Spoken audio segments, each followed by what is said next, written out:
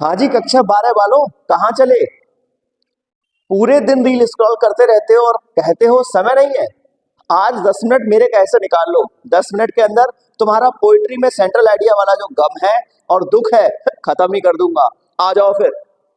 बस एक चीज तुम्हें याद करनी है, बाकी लिख दी है। इस पैटर्न को अगर याद कर लिया और इस पैटर्न के साथ साथ इन थीम्स को याद कर लिया तो समझ लो पोइट्री के अंदर सेंट्रल आइडिया वाले नंबर तो तुम्हारे पक्के हो गए। जल्दी जल्दी से इस पैटर्न को रिवाइज कर लेते हैं जो मैं कई बार बता भी चुका हूं और आज तुम्हारे सामने फिर से रिवाइज करता हूं। कोई भी पोयम हो उसका नाम यहाँ पर आएगा, उसको लिखने वाले पोइट का नाम यहाँ पर आएगा। उस पोयम की पहली लाइन जो है वो यहाँ से शुरू करेंगे कि पोयम का नाम is one of the finest poem composed by poet का नाम। For example, my mother at 66, my mother at 66 is one of the finest poem composed by Kamala Das. Kamala Das के द्वारा लिखी हुई my mother at 66 one of the finest poem है। It is a true example of her poetic excellence and literary wisdom. उनकी poetic excellence और उनकी literary wisdom का सबसे बेस्ट एग्जाम्पल है तो यही पोयम है। बेस्ट है तभी तुम्हें दी गई है। आगे देखिए, the poet has used simple yet powerful language to express her deep emotions. जो पोइट है हमारी, उसने बहुत ही सिंपल लेकिन पावरफुल लैंग्वेज का यूज किया है एक्सप्रेस करने के लिए, जताने के लिए अपने गहरे विचारों को, भावनाओं को। उसके बाद हम पोएम के अंदर डालेंगे थीम वाला पार्ट, जिसमें कॉमनली हम ये लाइन लिखेंगे, the theme of this given poem is के बाद में हम इन शब्दों को लिखेंगे जिसमें मैं अभी आऊंगा। ये लिखने के बाद में हम पोएम में 2 से 3 लाइनें और ऐड करेंगे सेंट्रल आइडिया के अंदर। पहली है, the poem leaves a long lasting impression on readers mind, यानी कि पढ़ने वाले के दिलो दिमाग पर जो पोएम है वो काफी गहरा प्रभाव छोड़ती है। उसके बाद, the poet choice of words and rhythm aids beauty and meaning in the poem.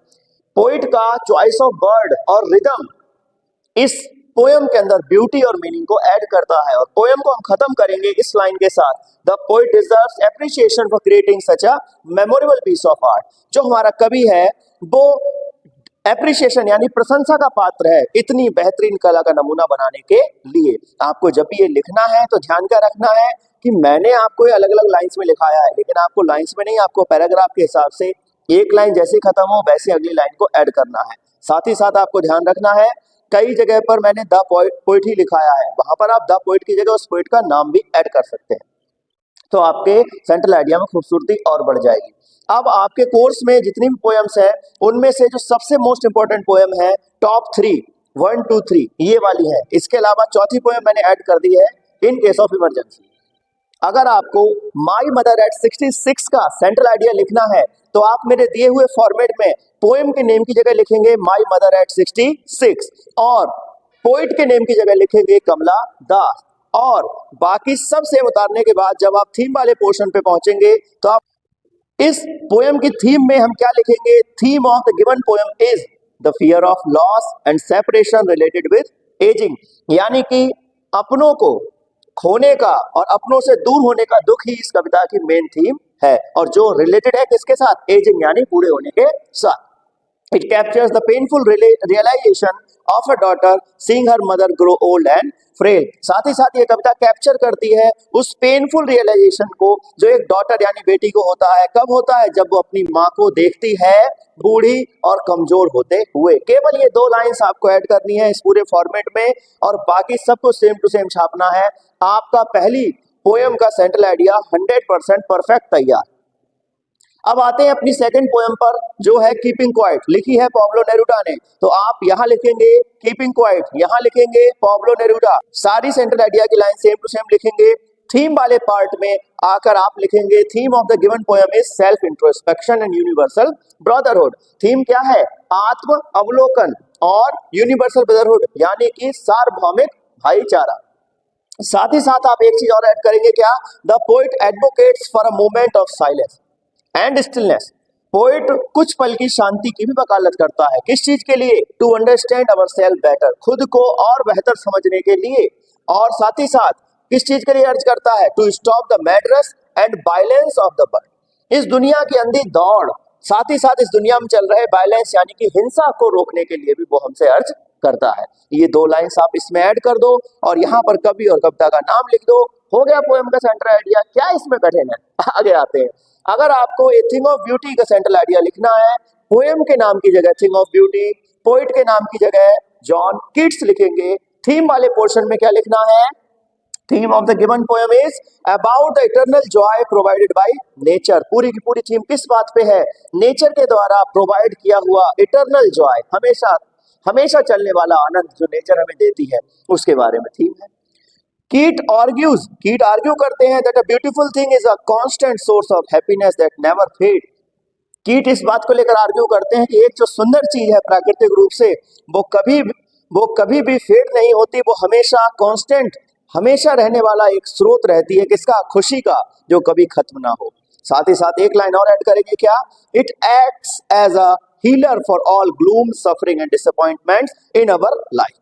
वो जो चीज है प्राकृतिक रूप से सुंदर चीज है, वो हमारे लिए एक्ट करती है हीलर की तरह। किस चीज के हीलर की तरह? हमारे सारे दुख, हमारे सारे कष्ट और हमारी सारी निराशाओं का, हमारे जीवन में जितने दुख हैं, कष्ट हैं, निराशाएं हैं, उन सबको भरने का काम, उन सबसे उबरने वाले का काम, उबारने वाले का काम करती है ए थिंग ऑफ ब्यूटी। इतनी बात यहाँ लिख दोगे, ऊपर का सेम, नीचे का सेम, हो गया central idea.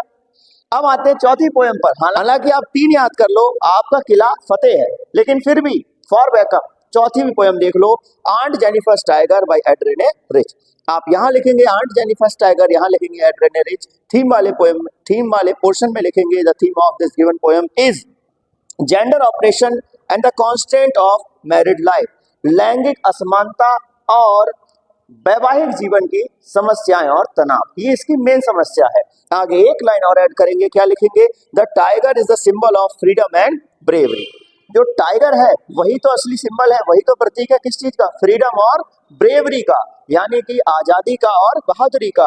That aunt lacks in her own life, जो आंट अपने जीवन में जिसकी कमी महसूस करती हैं। और किस कारण करती हैं? Due to the heavy wedding band of patriarchy. उस भारी वेडिंग बैंड, शादी की अंगूठी, जो प्रतीक है किस चीज का? पैट्रियार्की, पितृसत्तात्मक सोच का। उसके कारण आंट के जीवन में फ्रीडम और ब्रेवरी खत्म हो चुकी है। इस वजह से वो अपने जीवन में दबा दबा घुटन महसूस करती हैं। ये चीज लिखेंगे कहाँ? थीम की जगह पर। बाकी सेम टू सेम इसी फॉर्मेट में से छाप देंगे। हो गया आपका सेंट्रल आइडिया। तो इस तरीके से बहुत कम समय में मैंने आपको आपके कोर्स की सारी मोस्ट इंपॉर्टेंट पोएम्स का सेंट्रल आइडिया करा दिया है। वीडियो अगर पसंद आई हो तो खुद तो लिखना ही, साथ में अपने भाई बंधुओं से जरूर शेयर कर देना।